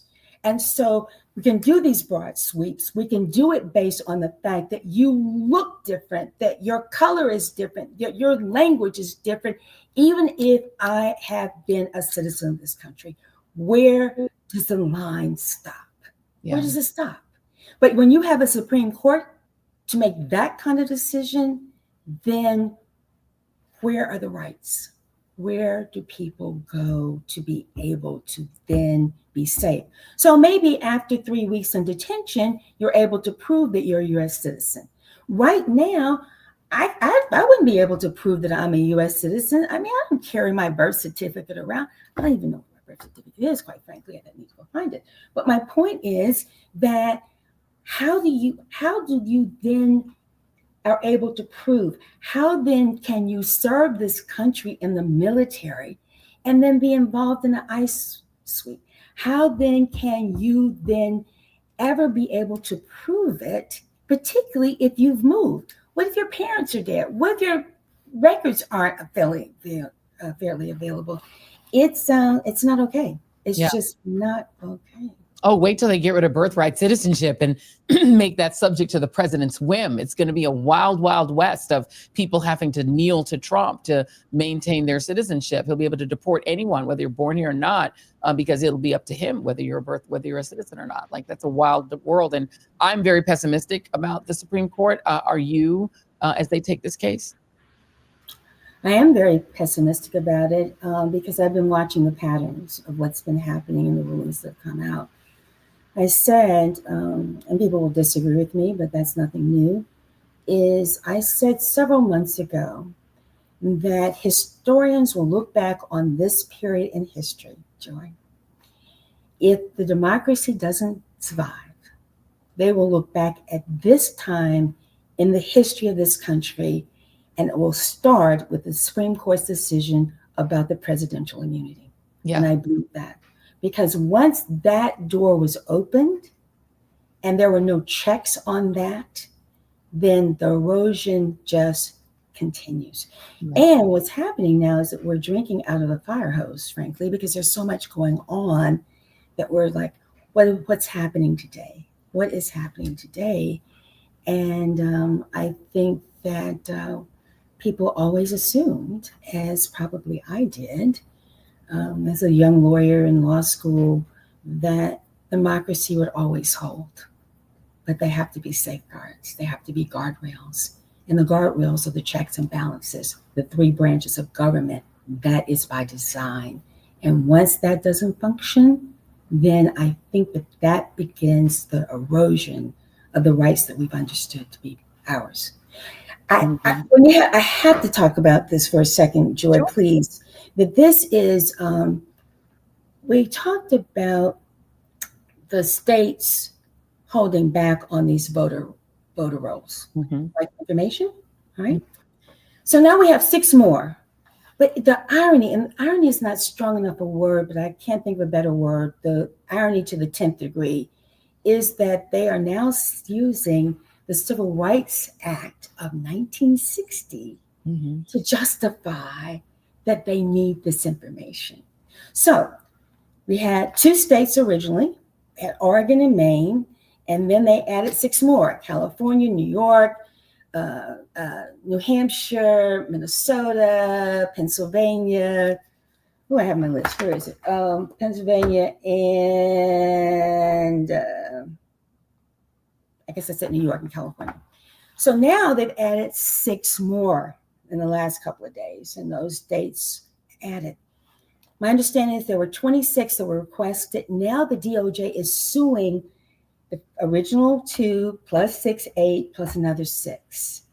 And they're using Title III of the Civil Rights Act to justify getting this information. And they've gone on to say, we don't have to tell you why. We don't have to tell you justification. You just have to give us this information. So one of the AGs I was reading today from Rhode Island pushed back, and he was saying, but elections are state governed. Right. And so we're not going to give you the information. This is what they want. They want your full name. You with me? 5 things. Full name, your date of birth, where you live, your residence, your address of where you live, your driver's license information, and the last digits of your Social Security number. It's a national registry, basically. So these 8, original 2 plus 6, 8, and now 6 more, but they're all being sued. The government is suing all of these states because they refuse to release the information. And you know what? The irony of calling it back to the Civil Rights Act. Of course, yeah. I mean, they're using the 14th Amendment to argue that it is white Americans who are the victims of discrimination, and that the Equal Protection Clause is being violated by anyone who does diversity, equity, and inclusion, that is actually a violation, and that the real victims of discrimination are white Christians. And they've made that very clear, that they're going to use all of the civil rights victories of the late 19th and 20th centuries, but they're going to reverse them and make the previous beneficiaries of favor in the country the actual victims. It's pretty clear. One quick exit question before I let you go, because I know you're a big advocate of women's health and Black maternity health. You've seen all of these cases of Black women in ERs where they are about to give birth, where they're having to wait, where they're being very shoddily handled, very curtly handled, and then in some cases having to give birth in the hallway, in their cars. It's been really horrific. And there have been a couple cases where women have actually died. Yes. Post-Roe world, how concerned are you that we are just going to re-enter an age where women, particularly women of color, particularly Black women, just regularly die from childbirth? Right. I'm very concerned, and the numbers spell the story. We know as Black women and brown women, we are 3 to 4 times more likely. We may well see that number go up because there are also women who are covered by Medicaid. And so when you start talking about the health insurance, Joy, and you talk about rural hospitals closing and access and where these women going to have and the attacks on Planned Parenthood, because people think that Planned Parenthood is about abortions. No, it's about health care. It's about health care for women. And so you have these deserts, literally these health deserts in this country that I'm particularly concerned about. And I think the numbers are going to get worse. But what is damning about this is that 80% of the women who are dying, it was preventable, as was the case in my daughter's case. And so the nation that has all of these resources, we are letting women die unnecessarily, and these children are going without mothers. And it's got to stop. But the discrepancy between, I don't want any women to die. Let's be very clear about this. But the discrepancy between white women, which is not good, really, and Black women is horrific. And so the whole issue of us then and what that means for us and for our communities is a very big challenge. So I thank you for bringing that up. Absolutely. Please let us know, Judge Hatchett, where can we watch The Verdict with Judge Hatchett? Yes, it's syndicated, so you kind of have to go and go to the local listings and see it, and it runs all the time on Justice Central on the 24-hour network. But yes, thank you. And I am going to be taking on death maternal cases, Joy, as I'm practicing law, because I do believe that until we have accountability, we will continue to see these horrific numbers. Judge Glenda Hatchett, it's so wonderful to see you. Thank you. Glad to see you. I'd love to see you again. And thank you for your producers. I know Adrian, I know Nada, they're all been wonderful. And thank you so much. You'll have to come at a time and see my wall. I'm coming. I love it. Civil rights. Real quick, this is Thurgood Marshall in that light suit right there. Yeah. The briefs they're working on. This is a rare photo. Brown versus Board of Education. Wow, that's dope. I love that. All right, I'm gonna come see it in person. Thank you. Take care. We love Judge Hatchett. She's super nice. Well, that was scary is caring. Nice seeing the judge. People in the chat are loving it, right? Judge Hatchett, one of the favorites. People love her. She's fantastic. And she's such a, not only just a great jurist, a great attorney, but actually a really great and incredible person. So there you go. Somebody said we need another one-on-one interview. Okay, we're gonna do another one-on-one interview. We got one-on-one interviews coming up, y'all. Would you guys like to see Judge Hatchett in a one-on-one interview? Let me know in the chat. You guys seem to love her very much, so we're happy to do that. It's been quite a show, and I think we've done so much scaring and so much caring that I think we're ready for a moment of joy. What do you think, Jason? You think we're ready? Let's do it. Let's do it. So our moment of joy tonight, because we really need it, I think, is actually a cautionary tale for both man and beast.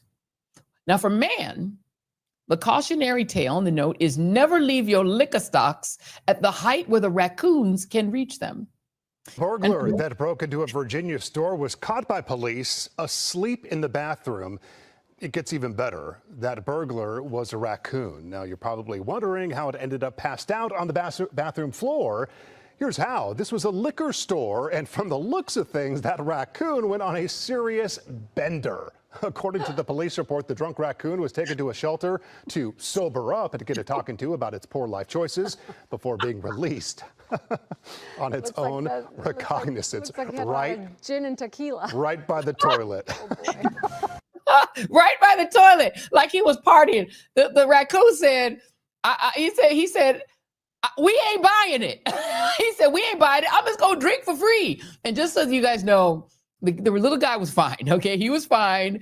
And he was quite healthy. They took him away and they sobered him up. He probably had to have like one of them, like Z-Pack or something. They probably gave him a Z-Pack. And they said, you got to sober up, little buddy. He had a Z-Biotic.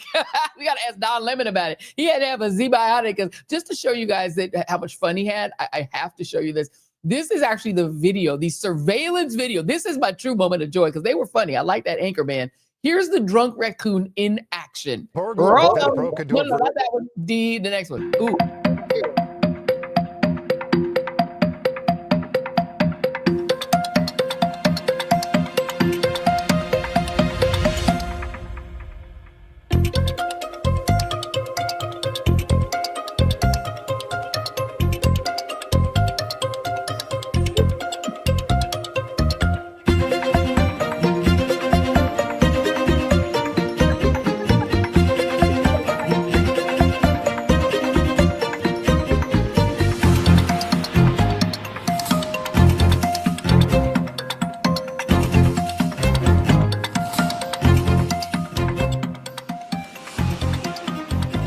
right, you can stop it there. The little guy, he rampaged through the store, selecting all the beverages of his choosing, and then he just got lit. He got lit. He said, look, I've had a hard week. Being a raccoon is tough. It's tough out here in raccoon world. Okay. He said, I ain't had enough to eat, so I was a little light. I was a little lightweight. Tariffs are hurting the raccoons too.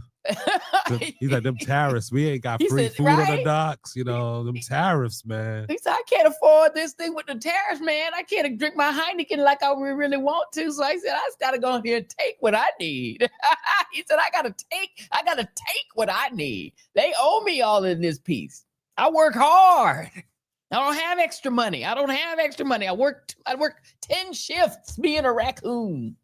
So I'm going to go ahead and take what I need. And then he drank so much that he literally passed out by the toilet like a proper drunk. He did it old school style. He's like I'm a college surprised he student. didn't bring his homies with him. Nah, he said, He said, I need all this for me. They pairs though, don't they? Oh, look, he said, they ain't enough to go around. He said, I need all of this liquor. He said, he had the brown liquor too. He said, I need this brown liquor. Nobody else can have none. He wasn't trying to share. If he had a marsupial pouch, maybe he would have took some with him. He said, I don't feel like he feel like doing this every time we watch the news. Oh, dang. Wait, who said that? I love that. Lorena said, I don't blame him. I feel like doing that every time I watch the news. You and me both, my friend. You and me both. Every time the news happens, I feel like I need to run through a liquor store and just start taking. Take.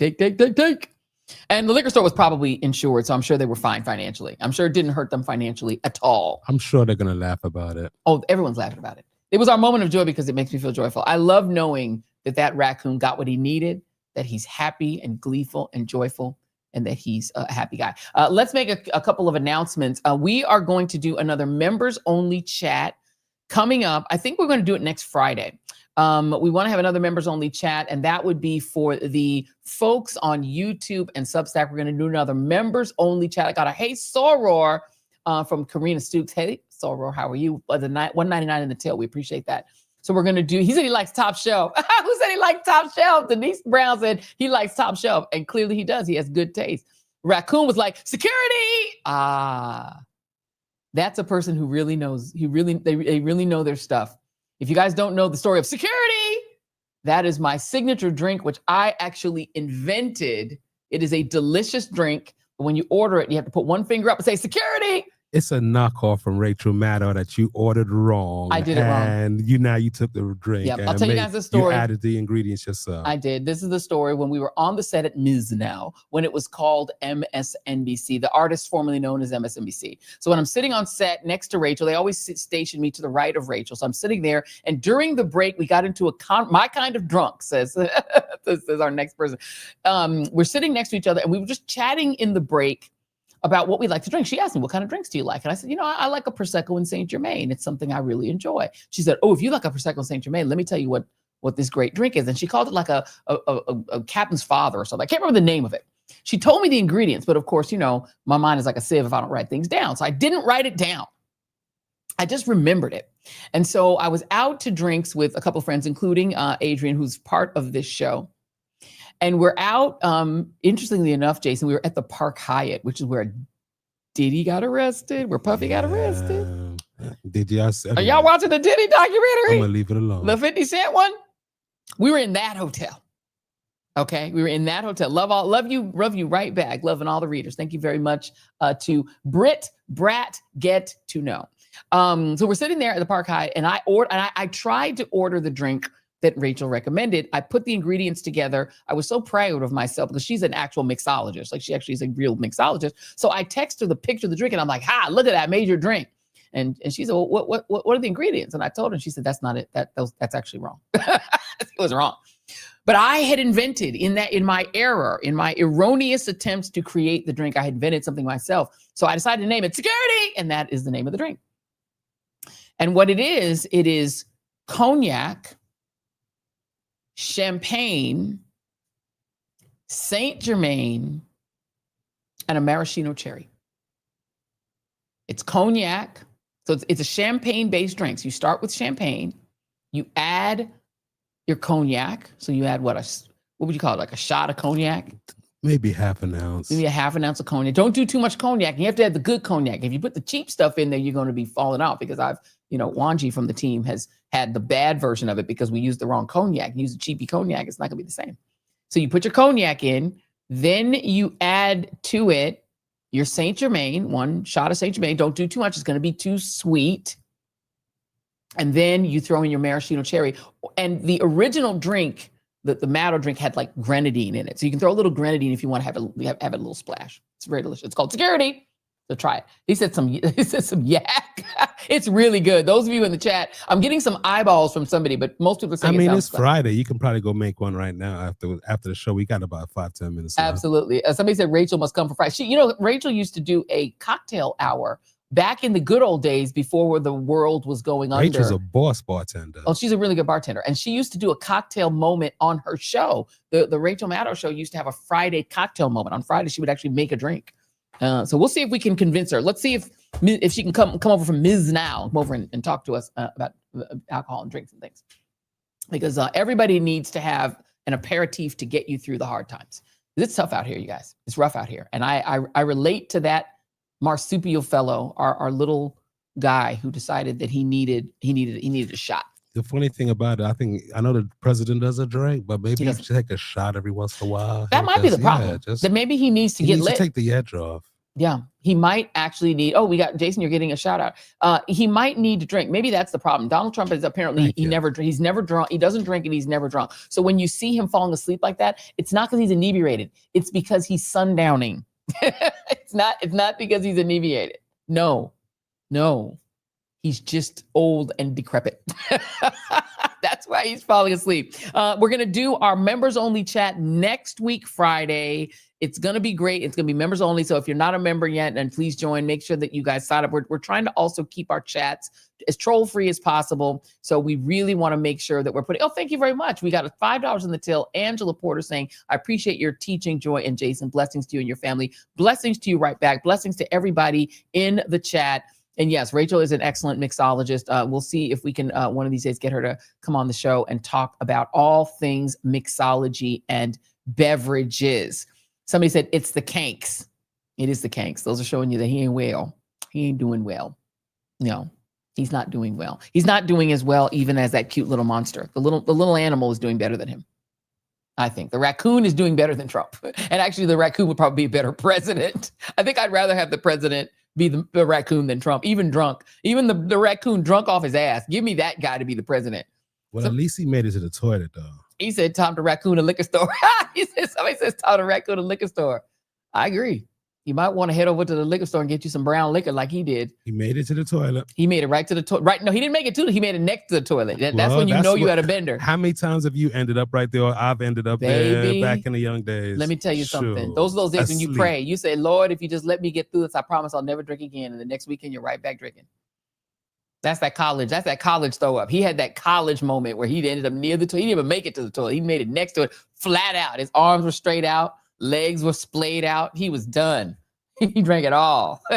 He went through, and you see he was knocking bottles over. He was just taking whatever he wanted, just drinking, and not even eating chips. He should have went to the chips section and ate some food to try to hold it down. But nope, he was just pure liquor. He should have hit the dumpster before he came in. He said, "You know how to get in. You got to get some munchies, get some food. You got to put little chips and something in there. You just can't drink on the empty stomach." He was like, "Nope, I'm feeling like I need to get lit," and he did.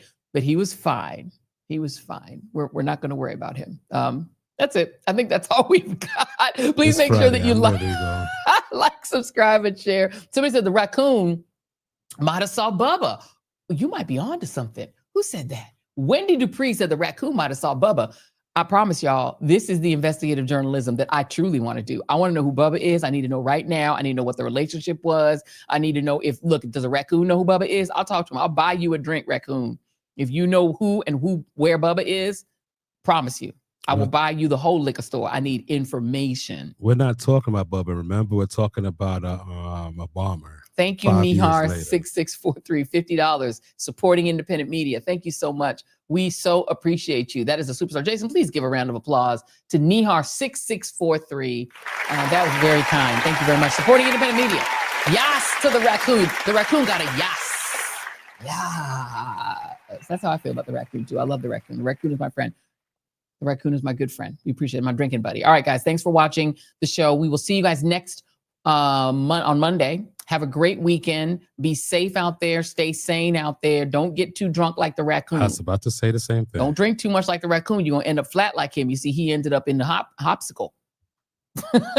And guys, don't forget to subscribe. Please Tell like your and subscribe. people, subscribe. We're trying to get to our magic number, 400,000 by the end of the year. Let's try and do it, people. Help us do it. Please do. Help us do it. And our show is going to turn 6 months old on December 9th. We're so excited. Thank you all for rocking with us for the last 6 months. It seems like it's been longer, but it's only been 6 months that this show has existed. We are a baby. We're an infant. We are a tiny, tiny baby, and we are starting to get toward toddlerhood, and that is only because of you guys. So we appreciate y'all. Thank you. We love you, and there's nothing you can do about it. Thanks for watching. We'll see you on the next The Joy Reid Show. Happy weekend.